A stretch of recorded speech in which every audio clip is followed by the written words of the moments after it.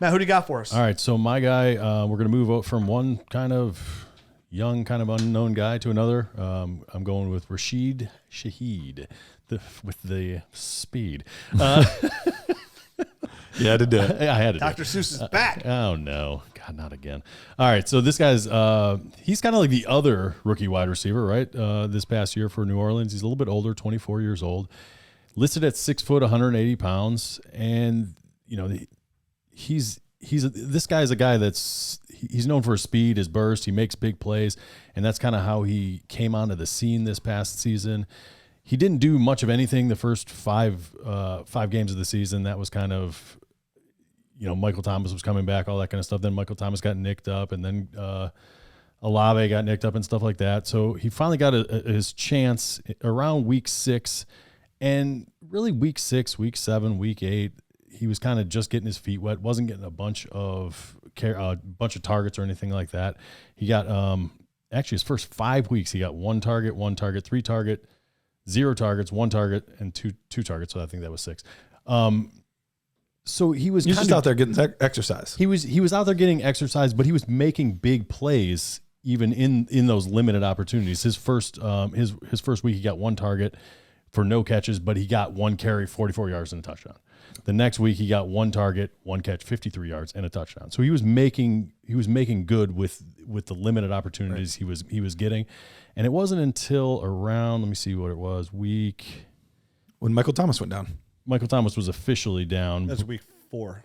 No. When he actually started getting like a good amount of targets was around week 11. No, week 12 is when he got 3, and then 13 it was 4, and then they had their bye, and then it was 4, 5, 6 to finish out the season.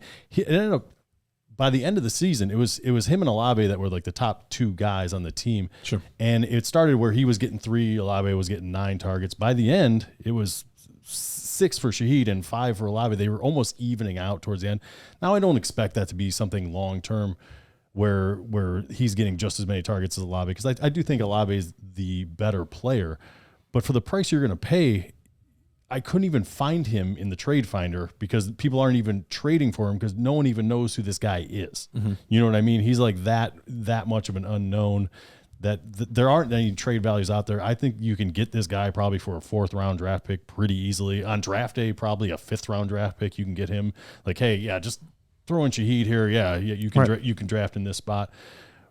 But he's a young, explosive guy on an offense that they have. Talking about the other, who were we just talking about? Derek Carr got. Oh wait. No. The Giants.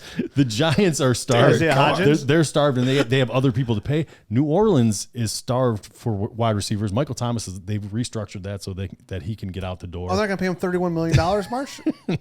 No. Really? Jarvis Landry's as old as my grandma. As far as wide receivers go in the NFL, in wide receiver years, and the biggest point is New Orleans is $55 million, projected to be $55 million over the cap next year. They do not have a lot of money to spend. If the rumors are true about them possibly bringing in Derek Carr, that's going to leave even less money for them to spend elsewhere. So he's going in tomorrow for sure. Right. He is going in, and we'll see what happens with that. They've given permission for him to go to New Orleans and check out the facility and do all that kind of stuff. Mm-hmm. So we'll see. But that number is only going to get worse if he's on the books, and that really leaves them with nothing to go out and spend at that position. And with a couple of talented rookies and a nice tight end, I think they could get away without going out and spending any money at that position. Maybe drafting a guy late or something like that and bringing somebody else in on the cheap. But that leaves Shaheed in a very nice position, and like I said, basically free at this point. And I read something today after the Derek Carr news broke because they were saying about the money situation that New Orleans could easily free up. I said for anybody making over $2 million, they could free up $93 million in cap space. Like they have the structures and contracts. They can keep kicking the can down. They're gonna have to pay. They're gonna have to pay eventually. And we've been saying that for 3 years. We really have. Remember the big Saints guy? He's probably listening right now, telling us you guys have no idea. You're like the Saints could easily do this and this. And we're like, yeah, you're right. They can, but it also hasn't worked out for them over the past few years. Like they've done all this, and they're holding this thing together with duct tape and chewing gum and all this kind of stuff. They need to like get their arms. It's a guy that has a dynasty team on paper, looks really good, but it's really old, and then he trades his first and ends up being the 4th overall pick. And you're like, oh. Is 2 starting running backs get hurt week 3 and 4? But I got Olave. But you gave up Bijan. But I got Olave. So, but I like the young nucleus at the receiver. Juwan Johnson, Chris Olave obviously is a future star. Right. And Shaheed, the speed in that offense, again, just opportunity. What Matt's pointing out here as well is he was given opportunity as a rookie with Andy Dalton, and he produced, right? So when you give an opportunity and you produce, that opens the door for more opportunity. And what he has in New Orleans, because of their cap situation, then they bring a guy like Derek Carr, is, hey, we have guys that work with Juwan Johnson, Rashid, and Olave. So why do we need to go out and get anything else? We can bring back other guys on the roster that are still okay. I don't even forget what's his face's name, even though I had him on my Dynasty team for 5 years straight out of I'm talking about Adam Troutman? No, Tre'Quan Smith. Tre'Quan Smith. Yeah. Oh, the receiver. What Florida? FSU? FCU? It wasn't FSU. No, it was definitely Florida State. Central Florida. Florida Atlantic? UCF. UCF. Central Florida? Central Florida. I think so. All these acronyms. Tre'Quan Smith. I don't remember where he went. Too many. He went to college. Good for him. I'm glad he got an education. So, no, not a bad pick. So anyway, Rashid Shaheed. Yeah, no, I really like that pick. It's one of those under the radar moves that you can get for almost free.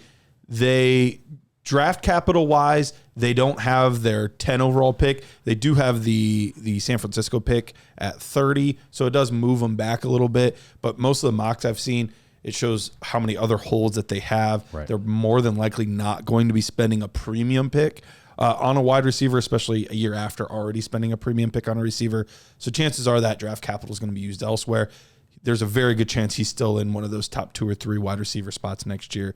Nothing but free money, because even if you think, okay, well, maybe the year after they get somebody, okay, well, then trade him after the year. These are you move up a round or 2. Are no cost, no repercussion trades. Yes.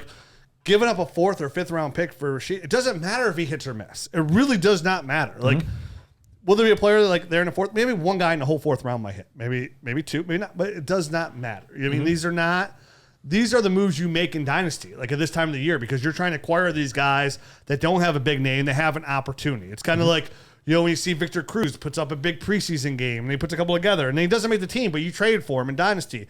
But then the following year, he puts up another preseason game and all of a sudden he makes the team and he's a wide receiver 1 for 2 years. And yeah, it's a short-lived window, but you paid nothing. You paid nothing. Pure profit. And sometimes those cheap investments in Dynasty are so great to make because you have no anchor to the boat, right? You're just free flown out there. So anytime you can just move on, right? It's not like you're not Tom Hanks in Castaway. You're not screaming out for Wilson. You're not, you're waving goodbye. Hey, it was a good time while it lasted, Wilson. I already gave you the high five. It's in blood. So it's nice to have that, because sometimes you need those players on your roster as well that are just loosey-goosey, right? cup 8. See you later. And you don't have to worry about it, because you get these players on your roster that you invested some draft capital and you did draft them, or they do show some signs. And we made an argument before about do you have to bring people up on your taxi squad? And you're well, who are you to say you have to cut somebody, right? And that's the argument of why you allow 2 years on your taxi squad is because to bring somebody up, you have to cut somebody. So if somebody's doing well, who's another owner say you have to cut somebody? Right. And I use it as my oldest league as an example, and Matt and I were talking about it. This league is going on 18 years, 19 years old. And my roster just happened to be stacked with, again, not studs, but the one player I used as a reference before he did anything, I was the only player I can cut right now that on my roster I feel I can cut would be Josh Reynolds. I was I don't want to cut Josh Reynolds because I still kind of think he could do something given the right opportunity. Mm-hmm. And what happened last year? Josh Reynolds was given an opportunity. He produced. Was it a high level? No. But I ended up starting Josh Reynolds in multiple weeks because I had to, because my guys were hurt. You had to start him in your championship game this past year. And I started Josh, because DeAndre Hopkins got a boo-boo in his knee. I had to start Josh Reynolds in my championship league. So it's you lost. Because of Josh Reynolds. Moral of the story is cut all these guys right away. But it's nice to have these They'll guys lose it for you in the that are fluid on your roster that bring new guys in, right? Because to bring somebody in, You have to cut somebody. Moral of my the point. story: you should have cut him. Should have cut him. No, because I would have had nobody to start. You would have had somebody better. Come on. I looked at my roster. I had nobody better than Josh Reynolds in total points. Laquan Treadwell would have got it. Yeah, I was thinner than Devontae Smith on there in that position. So